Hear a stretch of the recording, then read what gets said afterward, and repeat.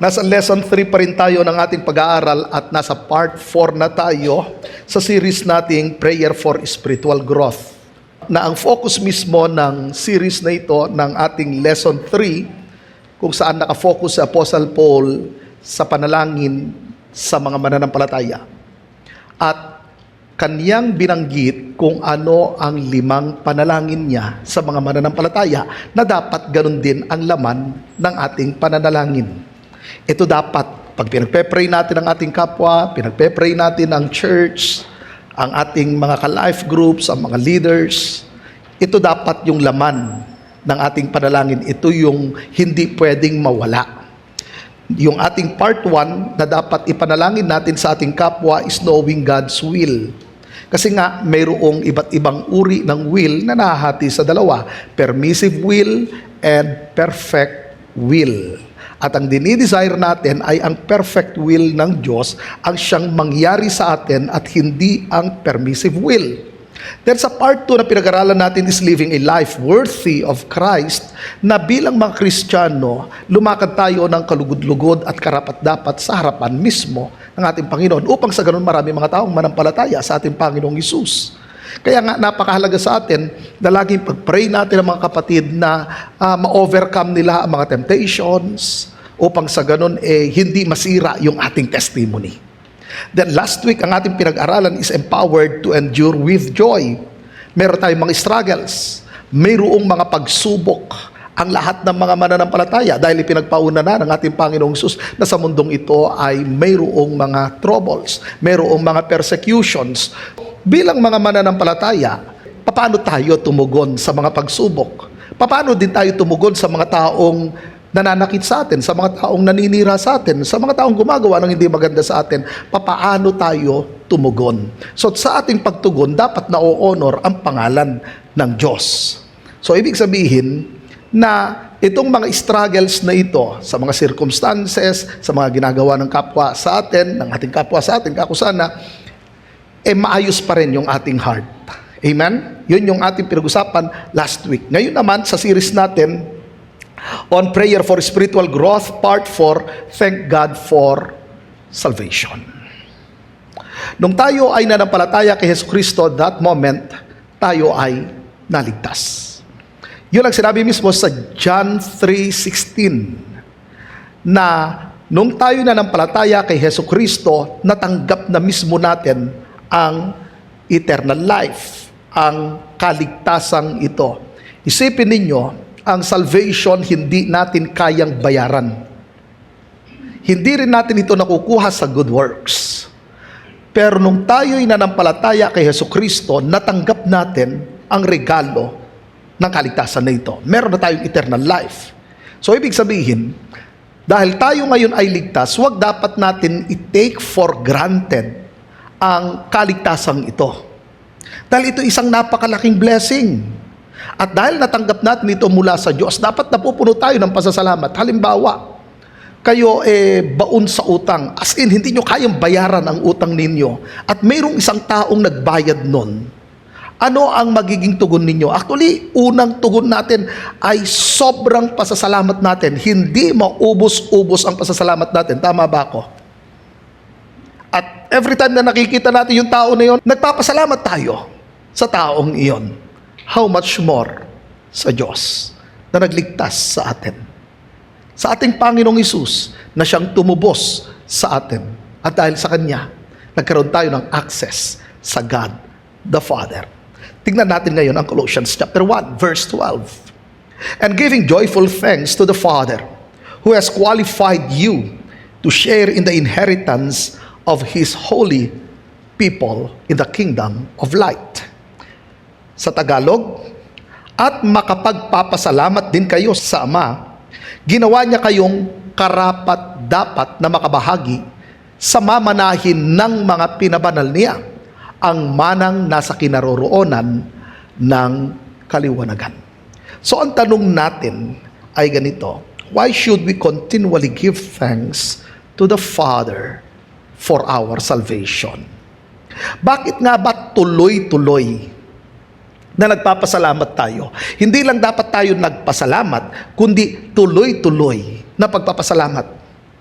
Yung hindi maubos-ubos na pasasalamat natin sa ating Ama. Ang pasasalamat na ito hindi isang sapilitan, kundi dahil sa naintindihan mo kung gaano kabuti ang Diyos sa buhay natin.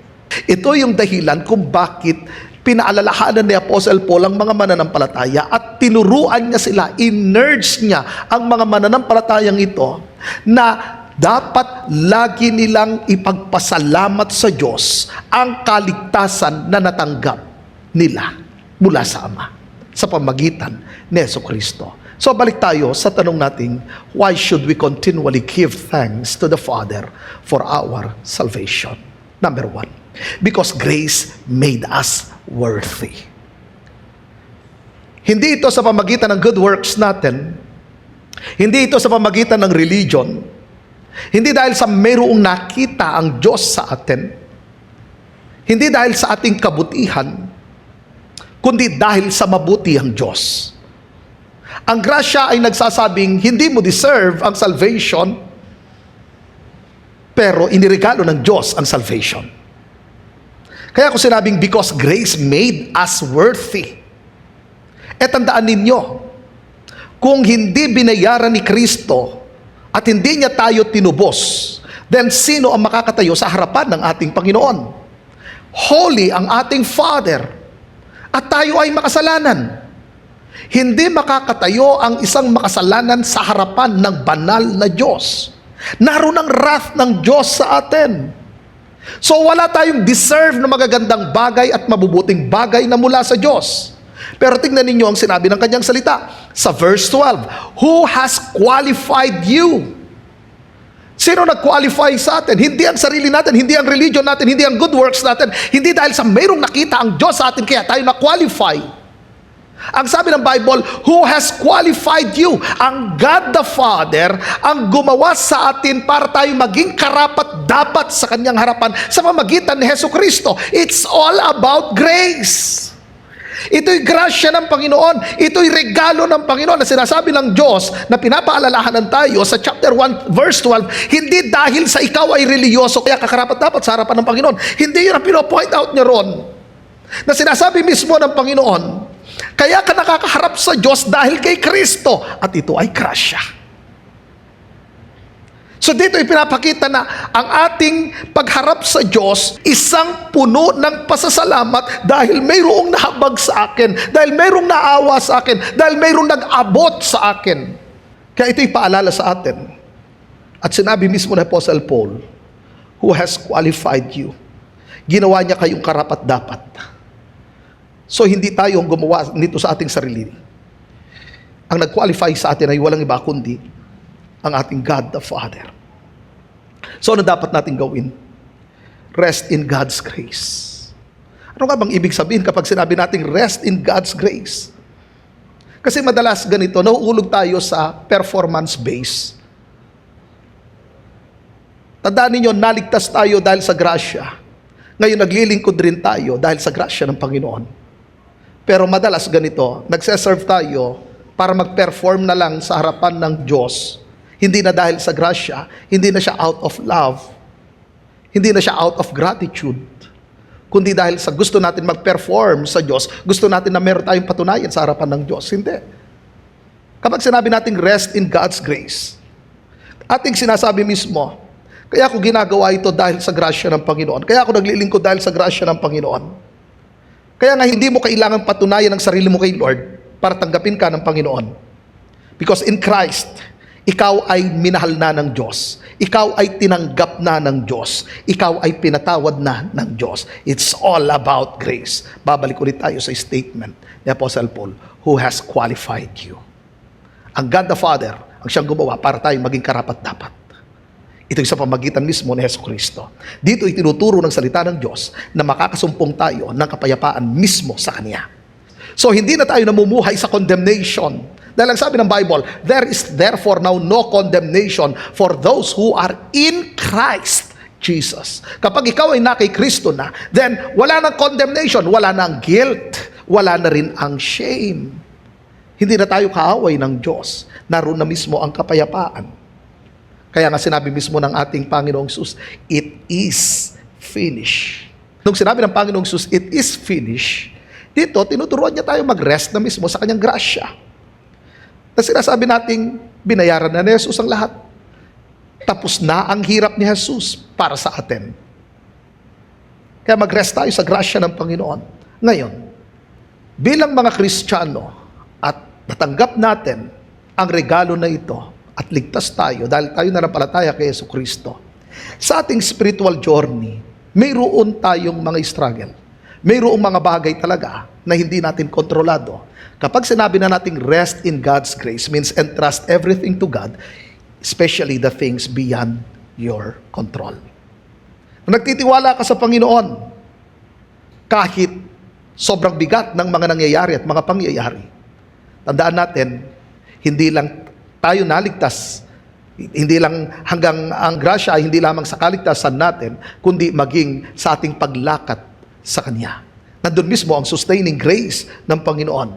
Na sinasabi natin, Lord, hindi ko control ang lahat ng ito, but because of your grace, mapagtatagumpayan ko ang lahat ng ito. Yun yung sinabi mismo ng Panginoon kay Apostle Paul, my grace is sufficient for you, for my power is made perfect in weakness. So kailangan mag-rest tayo mismo sa grasya ng Panginoon. Kaya ano man ang struggle ninyo, mag-rest kayo sa grace ng Lord. Amen? May mga bagay na hindi nyo control, ipagkatiwala nyo ang lahat sa Panginoon. Number 2, why should we continually give thanks to the Father for our salvation? Because we receive a gift, not a wage. Ano ba pagkakaiba ng gift sa wage? Pag sinabi nating wage or sweldo, pinagtrabahuhan mo ito. Pag pumasok ka sa isang company, syempre, magsusweldo ka. Bakit? Nagtatrabaho ka. So every kinsenas katapusan, tumatanggap ka ng iyong sweldo. Kasi nagtatrabaho ka. So hindi yun gift, yun ay sweldo. Pero tandaan ninyo, ang salvation na nasa sa atin, hindi yan sweldo. Kasi kung pinagpaguran mo yan, kung pinagpaguran mo ang salvation, masasabi nating sweldo natin yan. So hindi masasabing grace yan. Kasi ang grace ay undeserved favor. Libre yan na ibinigay ng Diyos. Regalo yan ng Diyos. Kaya maraming mga religion nagtuturo na ang salvation ay sa pamagitan ng good works. At yung iba naman, grace plus good works. Hindi yun ang tinuturo ng salita ng Diyos. Ang itinuturo ng salita ng Diyos, grace alone. Faith alone, in Christ alone. Yun ang itinuturo ng salita ng Diyos. So, ang salvation ay grace, hindi siya wage. Tignan natin ang sinabi ng kanyang salita. To share in the inheritance. May dalawang salita na titignan natin dyan. Una, yung salitang share. Second is the word inheritance. Yung share na ginamit ni Apostle Paul dyan is merida. At yung inheritance is kleros.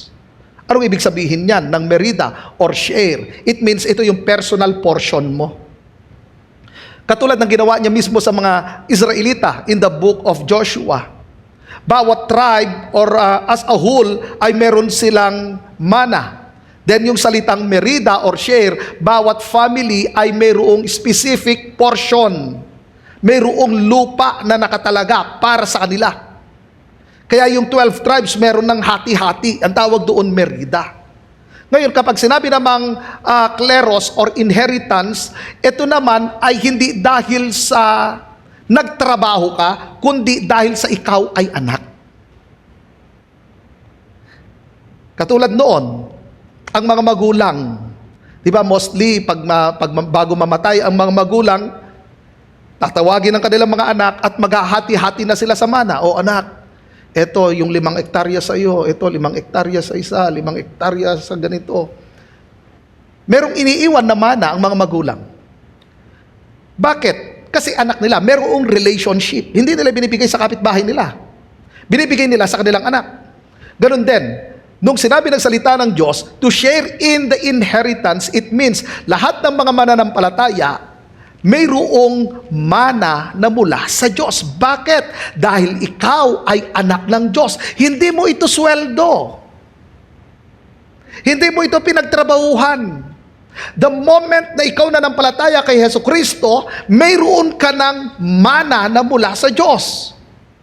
So mayroon nang ipinamana sa iyo ang Panginoon. At kung titingnan natin sa inheritance natin, ang simula ng inheritance natin ay walang iba kundi ang forgiveness of sins. Yun ang start, yun ang simula ng ating inheritance. At paano, ano yung garantiya na ako naman ay talagang makakatanggap ng inheritance? Yun ang mapapaisip natin kasi minsan maisip natin, baka mawala yung aking inheritance. No, hindi nawawala ang inheritance ng mga mananampalataya. Bakit ko nasabi? Kasi mayroong seal or selyo, mayroong guarantee na matatanggap natin ang ating full inheritance. At sino ang tinutukoy ng salita ng Panginoon na selyo at garantiya ng ating mana? Walang iba kundi ang Holy Spirit. Yun ang sinabi ng Bible, na ang banal na Espiritu ang siyang selyo ng Diyos, ang siyang garantiya ng Diyos na matatanggap natin ang ating mana. Tandaan ninyo, ang sinabi mismo ng salita ng Diyos, na ang banal na Espiritu ay mananatili magpakailanman sa lahat ng mga mananampalataya. So, anong ibig sabihin nun? Napakaliwanag na ang iyong inheritance ay hindi mawawala. Sabihin mo sa katabi mo, good news yan.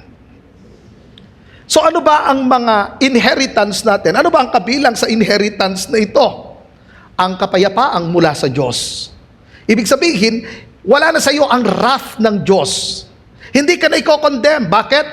Sinabi ng salita ng Diyos sa Romans 8:1, hindi nahahatulan ang lahat ng mga nakay Kristo. So, hindi na tayo dadaan sa judicial judgment. Bakit? Ang nahukuman na roon, walang iba kundi si Hesus Kristo. So, lahat ng mga nanampalataya kay Hesus Kristo ay hindi na dadaan sa judicial judgment. Ibig sabihin, mayroon ng kapayapaan, mayroon ng reconciliation with God. At dahil doon, hindi na tayo kaaway ng Panginoon. Kabilang pa sa inheritance natin ay ang ating new identity. Ano ba ang ating bagong identity? Isa diyan ay ang pagiging anak ng Diyos. Isipin mo, ibinilang kang anak ng Diyos. Kasi it's either lang na anak ka ng Diyos or anak ka ng dyablo. Dalawa lang yan, wala sa gitna. Kapag hindi ka nanampalataya kay Hesus Kristo, isa lang ibig sabihin niyan, anak ka ng dyablo. Isipin ninyo, ang bigat nun nung sinabi yun ng Panginoong Hesus sa kanyang mga kausap dun sa John chapter 8. Kine-claim ng mga religious leaders na ito, ng mga Hudyo na ito, na sila ay mga anak ni Abraham. Yun ang kanilang kine-claim. Nandun ang religiosity, pero walang relationship. Sabi ng Panginoon, mga anak kayo ng dyablo. Kasi kung kayo ay totoong mga anak ng Diyos, sana nanampalataya kayo sa akin. Kaya kahit gaano kabait ang isang tao, kahit gaano kareliyoso ang isang tao, at hindi man siya kasinsama ng ibang tao, still, sinner pa rin yan. At kapag hindi siya nanampalataya kay Kristo, maliwanag na anak pa rin siya ng dyablo. Yun ang katotohanan doon. Pero kung nanampalataya ka kay Hesus Kristo, ano ang bagong identity mo? Walang iba kundi ikaw ay anak ng Diyos. Yun ang good news dyan. Ano sabi ng Bible in John chapter 1 verse 12? Ang sino mang tumanggap sa Kanya ay binigyan ng karapatan bilang isang anak ng Diyos. At dahil ikaw ay anak ng Diyos, meron ka ng access sa Father. Anytime makakalapit ka sa God the Father. Tandaan ninyo, nung sinabi mismo ng mga disciples, Lord, turuan mo kaming manalangin. Sabi ng Panginoong Hesus, ganito kayo manalangin, Ama namin sumasalangit ka, sambahin ang ngalan mo. Tandaan ninyo, ang prayer na yon ay prayer lamang ng mga totoong mananampalataya. Kasi, ang unang makikita natin roon, ang sabi ng Panginoong Hesus, Ama naming sumasalangit ka. It's all about relationship. At sino lamang yung mga anak?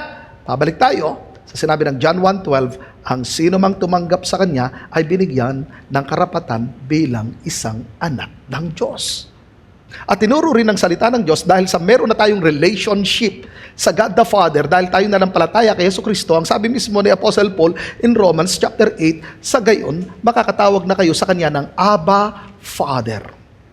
Wow! Ang Abba, hindi po Ilocano, Aramaic po yun. Baka yung aba, pag sa Ilocano, mamaya ulam siguro natin yun, ano? Di maintindihan natin ng mga Tagalog yon. Okay, gabi, yung aba sa Ilocano. Tama ba? Gabi, ano? Okay. Yung aba sa Aramaic, father pa rin. Kaya tinawag ron, so yung Abba Father means father, father, daddy, daddy. Usapan doon yung closeness, intimacy, intimate relationship.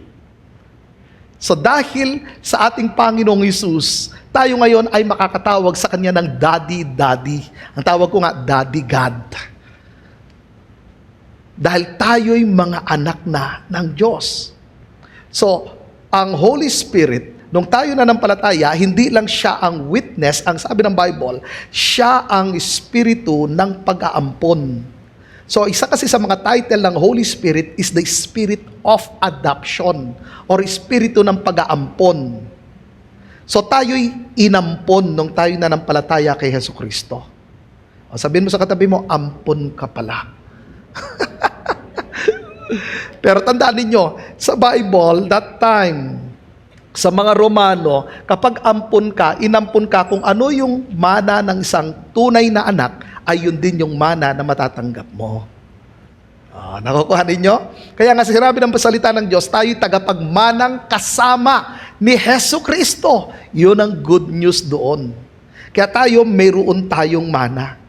Yun nga, nandun ang kapatawaran, hindi ka na kinondemn ng Diyos, wala ng condemnation, meron ng kapayapaan sa Panginoon, meron ng reconciliation, hindi ka nakaaway ng Diyos, meron na tayong new identity, meron na tayong access sa God the Father. Ito isang malaking blessing. At higit sa lahat, meron tayong eternal life. Ang eternal life ay present and future. Ito. Kasi sa John 3:16, pinakita niya, the moment na nampalataya ka kay Kristo, meron ka ng buhay na walang hanggan. So, hindi lang ngayon, kundi mayroong ito'y present and future na ipinapakita ng Panginoon na hindi mawawala itong eternal life na ito.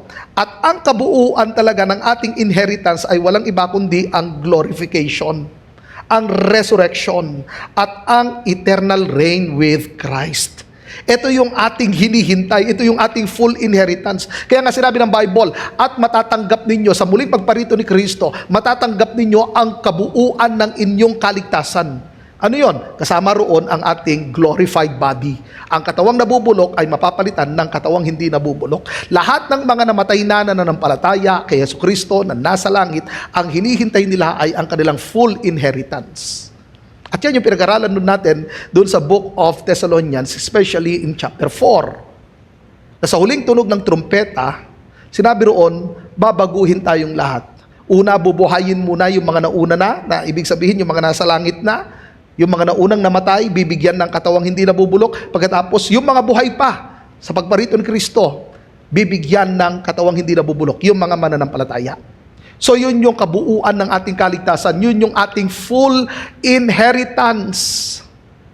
At hindi lang yon, ang paghahari ng Panginoong Hesus, kasama natin siya. At hindi lang yon, kasama rin tayo sa new heaven and new earth. Kasi gagawa ang Diyos ng bagong langit at bagong lupa. Kaya itong mundong ito, ang sabi ng Bible, tutupukin ito. Totoo ang pangako ng Panginoong Hesus na hindi niya nagugunawin ang mundo sa pamagitan ng baha, pero ito ay tutupukin niya sa pamagitan ng apoy. At gagawa ang Diyos, according to Peter, gagawa siya ng bagong langit at bagong lupa, na kung saan makakasama natin ang Diyos habang buhay. Yon ay para lamang sa mga anak ng Diyos. So sa mga hindi na nampalataya kay Kristo, na namatay na, sila ay nasa Hades na. At hinihintay nila ang tinatawag na final judgment. At ang final judgment ay mangyayari sa Great White Throne Judgment, na kung saan itatapon sila sa naglalawang apoy. At ang sabi ng Bible, yun ang second death. At sila'y pahihirapan araw-gabi. Ibig sabihin, wala nang katapusan. Kaya hindi totoo yung katuruan ng ilang religion na nawawala mawawala ang impyerno. Hindi po totoo yun. Mayroong impyerno. Hindi po gawa ng religion. Mismo si Jesus Christ ang nagturo nito. Mayroong impyerno. Ang mga taong hindi nanampalataya kay Jesucristo ay mapapahamak. At binanggit yan ng ating Panginoong Hesus na mayroong dalawa lamang na destination. That is in Matthew chapter 7. Hindi po 3, hindi 4 ang destination. Sabihin mo sa katabi mo, 2 lang ang tinuro ni Jesus. Langit at impyerno lang, wala sa gitna. Walang lumulutang-lutang. Walang naglilibot na kaluluwa na naririnig nyong amoy kandila or amoy pabango or nagkakape pa sa madaling araw. At sasabihin nyo, kailangan na niya ng rest in peace. Kung saan ang kanyang destination, doon diretso na siya. Dahil ang sabi ng Bible, minsan lamang mamatay ang tao at pagkatapos ay paghuhukom. The moment na namatay ang tao, huhukuman na siya ng Panginoon, doon na siya didiretso kung saan ang kanyang destination. Kapag hindi siya nanampalataya kay Kristo, diretso siya sa Hades at hihintayin niya ang kanyang final destination. Ang kanyang eternal condemnation. Mararanasan niya yon. So, mahalaga talaga manampalataya sa Panginoon. Pero bilang mga mananampalataya, ang laki ng blessing na nasa sa atin. Amen? So ano dapat natin gawin? Cherish your inheritance. Huwag nating i-take for granted ang ating inheritance. Dapat pahalagahan natin ito. Dahil tandaan ninyo, sobrang laki ng pagpapalang ito ng regalo sa atin ng Panginoon. Ite-treasure natin ang salvation na ito. Dahil una sa lahat, hindi natin binili ang kaligtasan. It was freely given by grace through the blood of Jesus Christ. So ang gagawin natin, hindi natin ito babaliwalain, kundi nagiging mapagpasalamat tayo sa Panginoon every day. Kaya mahalaga paggising natin sa umaga, papasalamat tayo, hindi lang dahil sa nagising tayo, hindi lang dahil sa buhay tayo, kundi dahil sa ang kaligtasan ay regalo ng Diyos, napupuno tayo ng pasasalamat sa Kanya. So kapag sinabi na natin na cherish your inheritance, nandoon yung pagpapahalaga natin sa manang ito, na dapat natin ipakita ito sa pamaraan ng pamumuhay natin. Paano tayo lumakad? Bilang mga Kristiyano, tandaan natin kung ano ang ating inheritance. Ang forgiveness, ang eternal life. Binigyan tayo ng garantiya para sa kaligtasan nito, ang Holy Spirit. At meron na tayong place sa kingdom ng Panginoon. So nakita na natin ngayon na, ito ang niregalo sa akin ng Panginoon. So magiging mapagpasalamat ako. Hindi ko ite-take for granted ito. Hindi ko babaliwalain ito. Kasi ito palang mapupuno ka talaga ng pasasalamat eh. Mapupuno ka talaga ng joy eh. Isipin mo ang ikaw ay ligtas. Ang ikaw ay may mana. Kung ikukumpara mo ito sa kayamanan ng sanlibutang ito, ang kayamanan ng sanlibutang ito, mapaparami. Pero bakit parang binabaliwala ng maraming mga Kristiyano at ang hinahabol nila ay mga bagay sa sanlibutang ito at hindi nila tinitingnan kung ano na ang mayroon sa kanila? Alam mo, kung bakit maraming mga Kristiyano na wala yung contentment? Kasi nga, ang hinahabol ay ang mga bagay sa sanlibutang ito. Kung titignan mo pa lang, yung mayroon ka, yung nasa sayo na, ibang klase yun. So ikaw bilang isang anak ng Diyos, hindi ka basta-basta. Sabihin mo sa katabi mo, bigatin ka. Kasi may mana ka. So kaya mga kapatid, to cherish your inheritance, protect it from compromise. Yung alam ninyo, ito, bilang mga mananampalataya, hindi dapat tayo nakikipag-compromise na. Kasi alam mo kung ano yung mahalaga eh. Alam mo kung ano yung mahalaga. So nakafocus ka ngayon sa heavenly things, sa mga bagay na panlangit. So alam dapat natin kung ano ang focus natin, hindi dito sa mga bagay na panlupa. Number 3. Why should we continually give thanks to the Father for our salvation? Because we were brought into the light. Dati, nasa kadiliman tayo. Pero dahil kay Kristo, nung tayo'y nanampalataya sa Kanya, nung marinig natin ang mabuting balita, at tumugon tayo ng may pananampalataya. Kinuha tayo mula sa kadiliman at idinala tayo sa liwanag. Tignan natin ang verse 12, chapter 1, of the saints in light. Ginamit ni Apostle Paul dyan ang saints. Sa Greek, ginamit niya ang hagios. Kapag sinabi nating hagios, holy ones. Pangalawa, na ibig niyang sabihin na set apart ka para sa Diyos. Ganito yon. Nung ikaw na nampalataya kay Jesucristo, ang buong buhay mo, ang time mo, ang talent mo, ang treasure mo, ang katawan mo, hindi na para sa mundo, para kay Kristo na. So ang buhay mo, hindi mo ipapagamit para sa mundo. Kaya, hindi dapat ang fame sa mundong ito ang habulin natin. Hindi ang acceptance ng mundong ito ang hahabulin natin. Mostly yun yung gusto natin yung acceptance ng mundo, yun yung dahilan kung bakit maraming compromising Christians.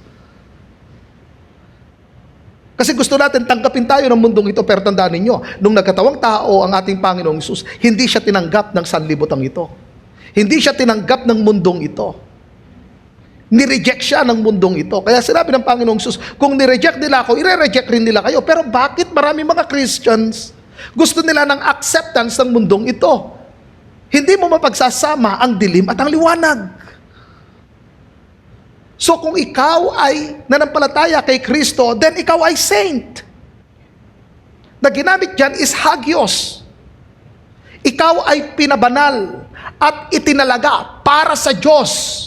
So ang buhay mo ay hindi na para sa mundo. Hindi mo ipapagamit ang iyong buhay para sa mundo. Madalas ginagamit natin ang buhay natin para sa mundo. Kasi nga ang habol natin ay ang mga bagay sa sanlibutan ito. Kaya maraming mga Kristiyano na mali ang priority Iba na ang kanilang hinahabol. Pero pinalalahanan ni Apostle Paul ang mga mananampalataya at ito rin ang kanyang panalangin. Ginamit niya mismo ang isa sa mga identity ng mga mananampalataya. Saints. Hagios. Pinabanal. Na set apart para sa Diyos. Hindi ka para sa mundo. Hindi ang mundo ang gagamit sa iyo. Ikaw mag-i-influence sa mundong ito. Pero bakit nawala ang influence sa marami mga Kristiyano? Because of compromising. Yun yung masaklap sa lahat kasi Ang compromising. Hindi tayo nagiging effective, productive, and fruitful na Christian dahil nga sa compromising. Nawawala ang alat ng asin. Nawawalan ng halaga. Kasi nawalan ng alat dahil sa compromising. Kaya nga babalik ulit tayo sa statement ko sa inyo last week. Na nung sinabi ng Panginoong Jesus in Matthew chapter 5, kayo ang asin ng lupa. Ngunit kung nawalan ng alat ang asin, ano pang halaga nito? Ito yung wala ng kabuluhan. Sabi mismo ng Panginoong Jesus, tatapak-tapakan na lang ito. Ibig sabihin, sira ang testimony. Kaya mag-ingat tayo. Huwag mong kalilimutan na ikaw ay tinubos ni Kristo. Huwag mong kalilimutan na ikaw ay isang Kristiyano. Hindi ka lang Christian sa pangalan, dapat Christian ka sa lakad. Dapat makita si Christ sa iyo. Dahil tandaan ninyo yung sumunod diyan, saints in light. Ano pinapakita ng light rito? Ang holiness ng Diyos. Ang righteousness ng Diyos. Ang presence ng Diyos. At pinapakita ang pagliligtas ng Diyos sa iyo mula sa kadiliman at dinala ka sa liwanag. Kaya dapat makita natin kung sino tayo, ano tayo, maunawaan natin. Tinawag tayong saints. So lagi dapat ito magpaalala sa atin every time na gusto natin makipag-compromise sa school, sa workplace. Lagi nating isipin, ako ay na-set apart na para sa Diyos. Mga kapatid ko, kayo ay pinabanal. Kaya lumakad tayo sa nais ng Panginoon. Kaya ano dapat natin gawin? Nandun na. Walk as a saint. Lumakad ka bilang pinabanal. Bilang na-set apart para sa Panginoon. So, ibig sabihin, maglilingkod ako. Ang aking paglilingkod para sa Lord. Pag ikaw estudyante, para sa Lord ang iyong pag-aaral. Hindi na para sa Meron akong may pagyabang, meron akong maipakitang diploma para malaman ng mga tao na nakuha kong pinakamataas na grado. Hindi na yon ang point mo. For God's glory. Sa pagtatrabaho sa company, hindi na habol mo ang malaking sweldo, ang iniisip mo, ang pangalan ng Diyos sa mga parangalan. Nakukuha ninyo yung kaibahan? Dati, iniisip lang natin, para makilala ako, para mataas ang sweldo. Hindi. Ang nasa isip mo, ma-honor si Christ. Sa aking pagtatrabaho, ibibigay ko ang best ko para ma-honor si Christ. Ma-represent ko ng maayos si Jesus Christ. At malaman nila na ako talaga'y Kristiyano, hindi lang sa salita, kundi mismo sa buhay ko. Nag-glorify ang pangalan ng Diyos. Ako'y nagiging liwanag. Nakikita mismo ang righteousness and holiness ni Christ. And sabi ng Bible, be holy for I am holy.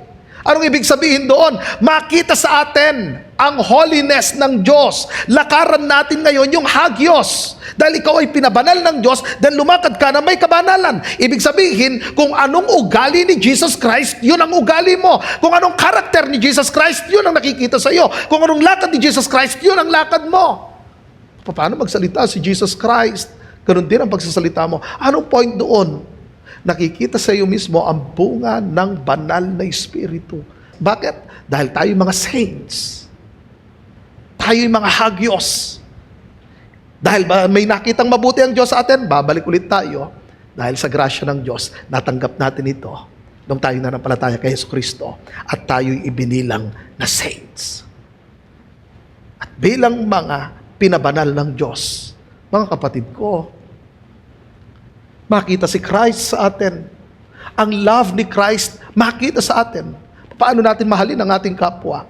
Ang mga kapwa mananampalataya, paano nyo ipakita ang inyong pagmamahal sa kanila? Sa pamagitan ng pagtanggap ninyo sa kanila, sa pamagitan ng pagpapatawad nyo sa kanila, sa pamagitan ng pagsiserve ninyo sa kanila. Paano natin ipakita ang pagmamahal natin sa mga outsiders? Sa hindi natin pag-condemn sa kanila. Na huwag tayo magiging self-righteous. Kasi alam niyo, ito naging problema. Maraming mga Kristiyano ang galing na mag-condemn sa mga unbelievers. Hindi ko sinabing maging bulag-bulagan tayo, pero pwede namang sabihin natin ang katotohanan with gentleness, ng walang self-righteousness. Tingnan niyo ang ating Panginoong Hesus. Yung isang babaeng nangalunya, caught in the act.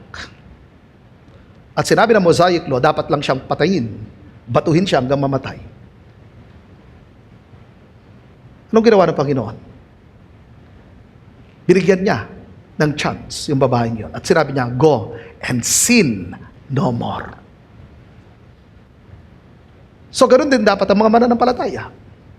Wala sana yung holier than thou na pag-uugali, kundi kung gaano ka-gracious ang ating Panginoon, ganun din dapat ang lahat ng mga mananampalataya. So, walk as a saint. Nanampalataya ka kay Kristo? Then, ipakita mo na ikaw ay kay Kristo. Nanampalataya ka kay Kristo? Then, makita ang ugali ni Kristo sa iyo. I-represent mo na maayos si Christ. Sa school, sa family, sa company. Saan ka man naroon na dalhin ng Panginoon, makita si Christ sa buhay natin. Amen?